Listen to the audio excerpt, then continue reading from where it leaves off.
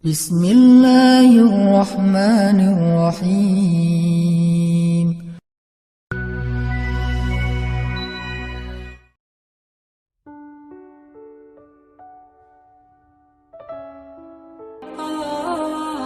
Kalau kita tawakal ke Allahnya 100%, Allah nolongnya 100%. Dan ukuran persentase itu yang tahu cuma kita, karena di hati kita itu yang muncul. Ada satu titik keraguan, berarti kurang dari 100%. Keraguan itu memperlambat datangnya pertolongan dan keajaiban dari Allah. Makanya aku tergantung prasangka hambaku kepadaku. Kenapa ada orang di zaman dulu tuh kayak dapat karomah, keajaiban-keajaiban dalam hidupnya. Kayak nggak mungkin terjadi secara logika dan ilmiah. Karena memang dia yakinnya ke Allah itu 100%. Apakah kalau kayak gitu kita nggak perlu ikhtiar? Perlu, tapi ikhtiar nggak ada hubungannya dengan keyakinan. Ikhtiar itu hubungannya dengan kewajiban. Allah yang suruh ikhtiar, tapi yakin berhasil apa enggak, itu urusan yang kedua. Urusan hati antara kita dengan Allah Subhanahu wa ta'ala. Kayak kita minum obat. Tentunya kita harus beli obat yang paling bagus, dokter yang paling recommended, yang spesialis. Oke, itu ikhtiar. Tapi kalau sampai hati kita terlibat dengan ikhtiar itu, meyakini bahwa kalau ini pasti sembuh, kalau ini kayaknya nggak ada harapan, soalnya dokter juga nggak ahli, berarti hati kita sudah terpaut dengan makhluk dan berarti sudah berkurang yakinnya kepada Allah. Saat itu kita tidak akan melihat keajaiban. Yang terjadi dalam hidup kita saat itu apa? Hal-hal yang ilmiah. Kenapa kita hanya ngalamin hal-hal yang ilmiah? Karena kita yakinnya kepada hal yang ilmiah. Kenapa ada orang yang ngalamin hal-hal yang sifatnya miracle? Karena dia yakinnya kepada mukjizat. Yakinnya kepada aun atau pertolongan dari Allah Subhanahu wa ta'ala. Jadi bukan kita tidak berikhtiar, ini bab a'malul qulub, amal hati. Apakah hati kita yakin gak sama Allah Subhanahu wa ta'ala? Dan Umar mendengar cerita itu semakin yakin sama Allah. Makanya nanti muncul kasus di zaman Umar tuh luar biasa. Ini presiden kalau imannya 100% ke Allah, ada masalah di negaranya tuh, dia tinggal bilang ya Allah, beres tuh masalah. Jadi di Mesir waktu itu ada musim paceklik sampai sungai Nil tuh hampir habis tuh. Sehingga air sungai Nil nggak mengalir lagi ke ladang-ladang jagung, gandumnya orang-orang Mesir. Dan orang Mesir yang dulunya menyembah anak sapi betina mulai syirik lagi nih. Mulai berpikir, kalau kayak gini mah sama aja. Setelah Islam datang kita tetap aja susah, paceklik. Mending kita doa lagi ke nenek moyang kita, dewa-dewa yang dulu. Gubernur Mesir yang namanya Amr bin As waktu itu ngirim surat kepada Umar ke Madinah. Ya Amirul Mukminin, Mesir sedang diuji oleh Allah dengan kekeringan dan masyarakatnya hampir syirik. Kami mohon bantuan dari pusat, dari Madinah untuk membantu bagaimana mengatasi kekeringan di Mesir. Begitu surat itu sampai ke Umar bin Khattab, Umar nulis balik surat dalam bentuk doa. Bismillahirrahmanirrahim. Ya Allah, turunkanlah hujan untuk masyarakat rakyat Mesir. Dikirim ini surat ke Mesir. Waktu itu ibu katanya masih Alexandria, belum Kairo. Dikirim ke Alexandria, malam itu diambil sama Amr bin As. Pas dibaca oleh Amr bin As, Bismillahirrahmanirrahim. Ya Allah, berikan rakyat Mesir hujan yang mencukupi untuk mereka. Saat itu juga hujan turun.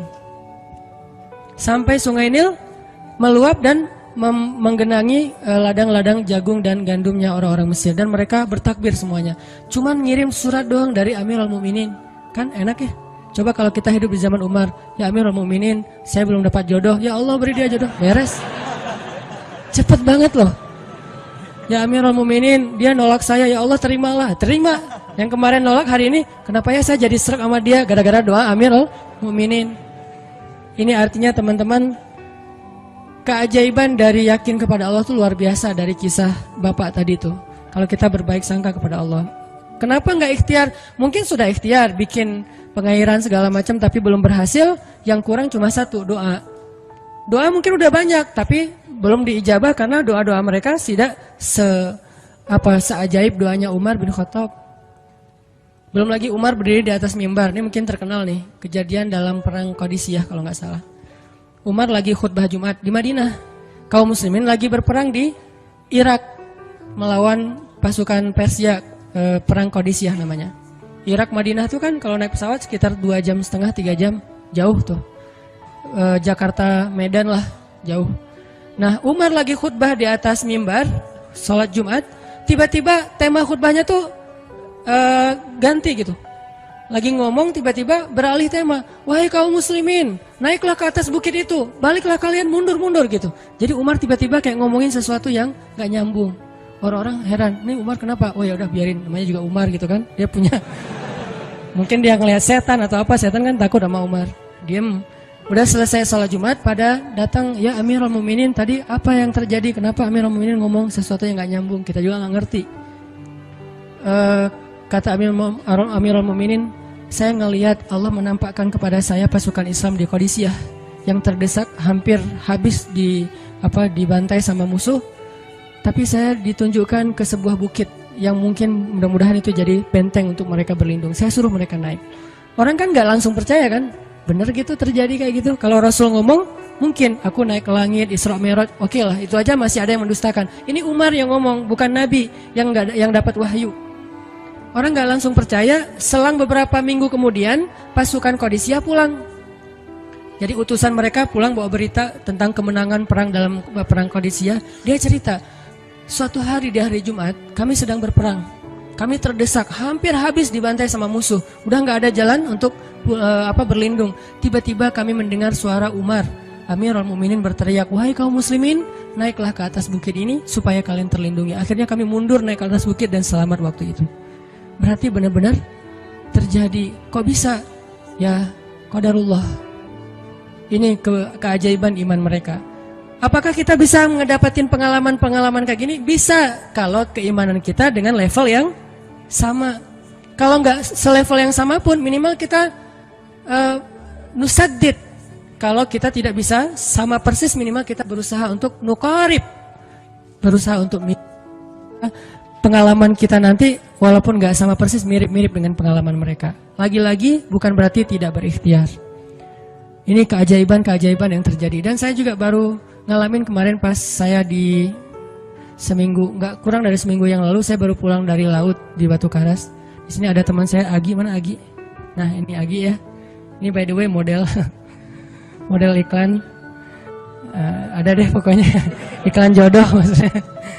Agi ini anak Batu Karas. Agi boleh diceritain? Agi ini anak Batu Karas. Batu Karas itu Jawa Barat, daerah Pangandaran. Dari Bandung kurang lebih 6 jam perjalanan. Kalau lagi ada ombak saya suka ke sana nonton orang main surfing. Nggak main sih, main dikit-dikit tapi nggak jago. Nonton orang main surfing. Ketemu Agi. Agi nggak tahu tuh ya. 2 hari sebelum saya datang ke Batu Karas dia sakit, kayak demam gitu. Mungkin habis diputusin kali ya. Dia demam gitu, nggak enak badan, pengen pulang. Biasanya kalau nggak enak badan cuma dia tinggal di Jakarta, paling juga di kos-kosan. Tapi kali ini pengen pulang ke Batu Karas banget. Aduh, kenapa ya pengen pulang ke Basroh Batu Karas gitu ya. Batu Karas kayak Basroh gitu. Pengen ke Batu Karas. Pas dia pulang, hari saya lagi mau main tuh, dia diajak sama temen dia, ngojek itu apa? Berenang yuk gitu. Berenang yuk, berenang. Dia ikut, padahal lagi nggak enak badan, tapi pengen berenang. Pas lagi di pantai, saya datang ketemu loh, kayak kenal nih, hitam-hitam ektis gitu. Ternyata ketemu saya, Ustadz Hanan ya, ya kenalan. Ustadz saya tuh ketemu Ustadz kemarin di Maruya pas kajian minggu bulan yang lalu. Cuman karena jamaahnya banyak, saya nggak bisa ketemu Ustadz, nggak bisa salaman. Saya waktu itu membatin, ya Allah saya pengen banget ketemu Ustadz Hanan langsung, tapi jangan dalam suasana ta'lim yang rame, langsung berdua. Mudah-mudahan terkabulkan. Akhirnya Agi banyak istighfar sebulan istighfar. Akhirnya terjadilah yang tadi itu, dia nggak enak badan. Saya juga tiba-tiba ujuk-ujuk, kenapa ya saya pengen ke Batu Karas, kenapa ya pengen ke Batu Karas. Ternyata di sana ada ombak. Kan ada Agi. Ketemu aja di Batu Karas. Itu cara Allah menskenariokan. Dan itu terbukti banget loh, istighfar. Bukan karena saya orang soleh. Dan kita bisa istighfarin siapa aja. Saya pengen ketemu ini, saya pengen. Dan itu ajaib. Kalau misalnya nggak ketemu pun di dunia, insya Allah ketemu dengan orang soleh itu nanti di akhir. Apa ruginya beristighfar dan berdoa? Nggak ada ruginya kan? Ya Allah, saya pengen banget ketemu dengan, misalnya, sebutlah ulama yang paling kita ngefans di dunia siapa gitu, dengan Imam Sudais. Imam Masjidil Haram. Pengen banget jabat tangan sama Imam Masjidil Haram yang imamin umat Islam seluruh dunia gitu. Tapi kan gak mungkin. Kita umroh, kita haji juga gak bisa ketemu dengan Imam Sudais. Kita berdiri paling depan ya, di dekat dengan Hajar Aswad. Begitu mau sholat diusir tuh. Begitu selesai salam langsung dipagar betis sama askar-askarnya. Susah ketemu beliau tuh, ajaib banget kalau bisa ketemu. Tapi kan nggak ada salahnya beristighfar kan? Astagfirullah, astagfirullah, ya Allah, Sudais, astagfirullah, astagfirullah, Sudais, astagfirullah. Terus aja gitu. Pengen ketemu Sudais. Tiba-tiba bisa aja Sudais datang ke Indonesia, ada seminar apa, mungkin bisa ketemu yang paling logisnya. Atau kalaupun nggak ketemu di dunia, tiba-tiba bangkit dari kubur di sebelah kita. Siapa? Kan kamu sering manggil saya dulu, siapa? Sudais. Sudais yang mana ya? Imam Masjidil Haram, Masya Allah, Syekh gitu. Dan orang soleh nanti di akhirat, dialah yang salah satu akan menyelamatkan kita dari perjalanan yang sulit. Selain syafaat Rasulullah SAW. Jadi kalau disebut nama Nabi, kita spontan ya, Sallallahu Alaihi Wasallam. Kalau perlu bahkan kayak respect banget gitu. Kalau disebut nama Nabi langsung Sallallahu Alaihi Wasallam, karena luar biasa jasa Rasulullah. Yang jelas selain Rasulullah Sallallahu Alaihi Wasallam, nanti ulama-ulama orang-orang soleh juga bisa nolongin kita di akhirat. Jadi kalau kita doa, ya Allah pengen banget ketemu si Fulan, Syekh Fulan, Ustadz Fulan, Kiai Fulan. Kalau nggak ketemu pun di dunia, pasti ketemu di akhirat. Yang jelas harapan kita nggak mungkin Allah abaikan gitu aja, nggak mungkin. Pasti Allah kabulkan. Cuman Allah kadang-kadang menggunakan cara yang lebih baik daripada yang kita pernah bayangin. Ketemu beliau di dunia paling cuma selfie. Tapi kalau ketemu di akhirat, dibawa selamat di sirat yang panjang, lebih mending mana? Ketemu nih dengan seorang ulama, orang soleh yang kita ngefans banget nih. Pokoknya saya pengen banget selfie sama beliau, ya Allah. Apalagi kalau orang soleh itu followersnya banyak, misalnya ya 1.100.000. Sedikit itu mah, banyak model yang 17 juta, 19 juta. Pengen followersnya nambah kalau selfie sama beliau. Cuma nambah followers. Tapi kalau ketemunya di akhirat, nambah apa? Nambah derajat, naik level. Kita jadi selevel dengan masuk ke level beliau, padahal kita mah malahnya nggak selevel gitu. Kenapa? Karena dibawa sama beliau. Orang soleh itu kalau mau masuk surga, teman-teman nyari teman-teman yang mencintainya di dunia. Ya Allah, mana Fulan, dia mencintai saya di dunia. Ya Allah, mana Fulan, dia mencintai saya di dunia. Allah bilang, dia masih tuh di sidang, belum beres-beres, sudah sidang ke-30 misalnya. Kan sidang di dunia aja satu kasus berpuluh-puluh kali kan. Gimana sidang akhirat, lebih berat lagi tuh. Ya Allah, tolonglah dia, selamatkan dia, karena saya mencintainya selama di dunia karena Engkau. Akhirnya orang-orang soleh pada balik lagi. Dari surga, balik lagi ke padang mahsyar. Demi ngapain? Demi menyelamatkan orang-orang yang mencintai mereka semasa di dunia. Datang ke padang mahsyar, cari ke bagian informasi. Tolong dong yang namanya ini gitu, panggilin. Perhatian, Hanan At-Taqi dipanggil sama Syekh siapa gitu teh. Saya dipanggil, datang aja. Mas, saya yang dipanggil. Benar Hanan At-Taqi? Ya, mana coba buktinya? Aduh, saya lupa bawa kartu nama. KTP misalnya. Nah, pasti tahu lah ya malaikat sama kita. Udah, masuk aja. Tuh ada yang nungguin di business lounge gitu. Jadi ada VIP lounge-nya gitu kan. Oh, saya boleh masuk VIP lounge-nya, masuk ke VIP lounge. Udah sampai di sana, udah ada makanan segala macam, mereka lagi duduk. Kayak asa kenal nih, siapa ya? Dekat, Hanan ya? Ya, wah kita sering ketemu dalam doa. Wah, akhirnya pelukan. Ada apa Syekh? Yuk ikut saya ke surga, kan enak banget kan? Terus sidang saya gimana? Udah beres, diberesin sama teman-teman saya. Saya banyak teman di dalam gitu. Saya banyak. Beres kan? Di dunia aja bisa gitu, masa di akhirat gak bisa? Tapi dengan seizin Allah dan Allah ridho dengan kebaikan-kebaikan itu.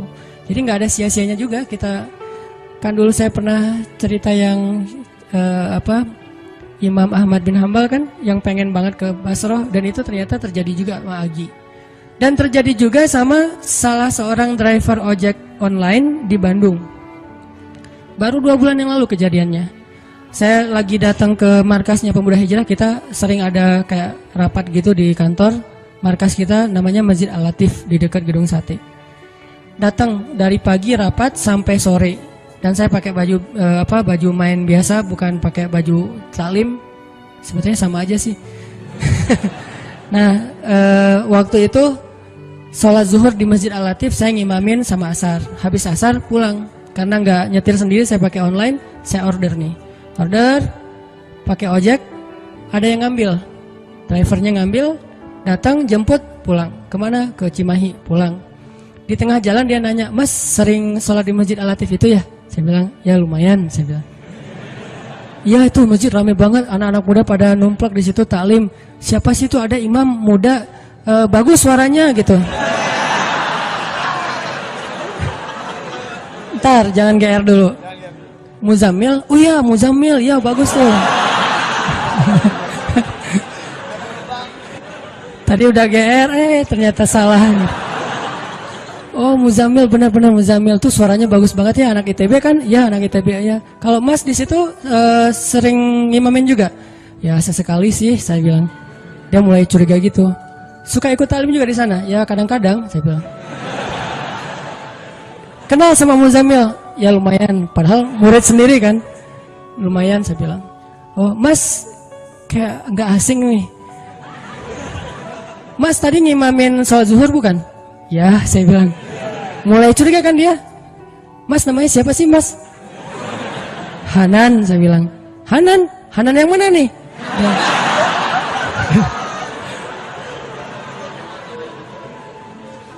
Saya bilang Hanan Taki. Wah langsung oleng dia mah.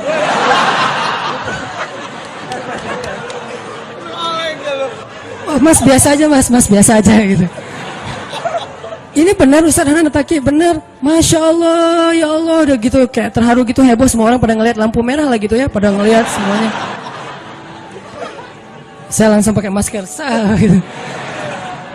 Ustadz tahu nggak Ustadz, saya sebulan ini istighfar terus habis dengerin cerita Imam Ahmad bin Hambal yang ke Basrah, saya istighfar, ya Allah pengen banget ketemu Ustadz Hanan, tapi jangan ditaklim berdua, jadi bisa curhat-curhatan gitu. Ternyata Allah bikin skenario, saya order ojek online, dia ngambil, jadi ngobrol di jalan sampai ke rumah, akhirnya bertamu nggak pulang-pulang. Wah ini luar biasa cara Allah. Dan wallahi teman-teman, dan itu terjadi. Jadi udah 2 kasus nih yang saya alamin ya. Satu Agi, satu lagi yang ojek online tadi. Dan dua-duanya hajatnya sebulan Allah kabulkan. Jadi kalau ketemu saya aja sebulan gampang, masa ketemu jodoh bertahun-tahun gak dapat ya? Gimana nih? Istighfarnya gimana nih? Nih terutama buat cewek-cewek nih, kalau cewek-cewek kan nggak bisa nyari, masa cewek kepo gitu kan nggak mungkin, pura-pura follow, nge-like, kok dia nge-like terus yang first like lah gitu, nggak mungkin kan, cewek kan agak-agak jaim, ya udah istighfar aja deh, banyak-banyak istighfar. Tiba-tiba ada yang kesandung jatuh di depan cewek, HP-nya jatuh, dia pergi, HP-nya nomornya, nggak penting sih ceritanya, pokoknya ada. Ada jalan dari Allah yang kita nggak ngerti nih, yang jelas bisa. Kita tinggal yakin aja sama Allah, istighfar, Allah yang kasih jalan. Walladzina jahadu fina lanahdiyannahum subulana. Pokoknya kalau kalian bersungguh-sungguh kata Allah di jalan kami, udah kami kasih jalan-jalan keluar yang subul, jamak dari sabil, banyak banget jalan keluar di sisi Allah.